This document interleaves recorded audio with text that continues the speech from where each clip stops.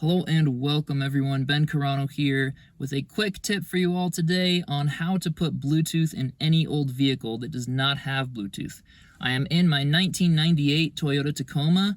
This thing has great sounding JBL speakers and a radio, and as long as your vehicle has a radio and working speakers, then this tip will work for you for about $19 in parts.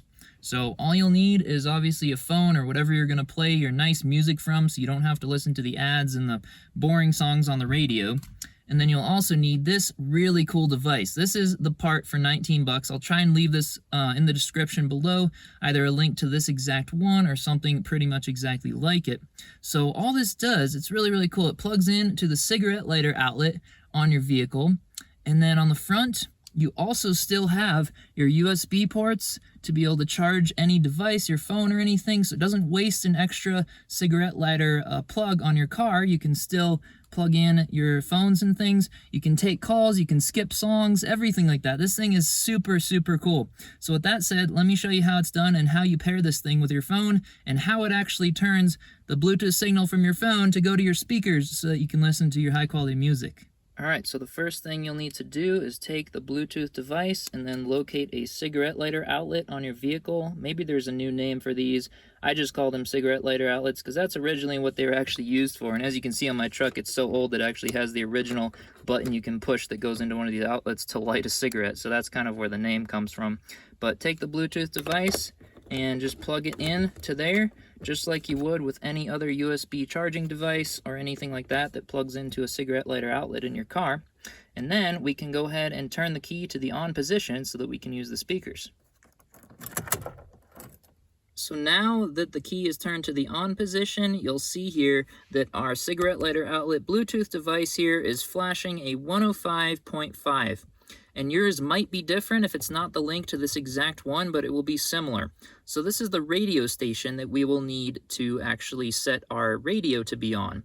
And the way this works is that your phone basically pairs to this through Bluetooth, and then this pairs directly to the radio on that same radio station. So 105.5, I'm just going to turn on my radio here, and as you can see, I've already set it to 105.5. And don't worry, this is not going to give you any extra feedback or anything. It pretty much directly pairs to the radio. I'm not exactly sure all the details of how it does that, but you're not going to hear much hiss or anything. It will sound just as clean as any modern car Bluetooth. So with that said, now all we got to do is open up the phone and pair to this device. Alright, so one thing I'll mention, once this is at 105.5 and your radio is at 105.5, we can go ahead and just turn the key off. And then when we turn it back on, it should sound something like this. Waiting to pair. So you can see it says waiting to pair, which means everything's working. Your Bluetooth device is now linked to the radio. We can go ahead and go to our phone settings here now. Go to Bluetooth. Make sure that that's on. And then you see Rove here is the one that we want to connect to, and it just said successfully paired on the car speakers. So the Rove F2 is what this one shows up as. If you have a whole bunch of things that show up, just try a few of them. You'll definitely get it right.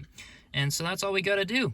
Now we can open whatever we want. We could just go ahead and open Spotify here and play whatever songs we want and everything. It's now working. I don't have internet right now. Internet signal, but you can basically play whatever songs you want. Nice high quality music now, and that is it for this tutorial. So I hope you all enjoyed it. Let me know if you have any questions. As always, I would love to answer them, but now you can listen to some nice clean sounding music in any old vehicle that has some decent speakers.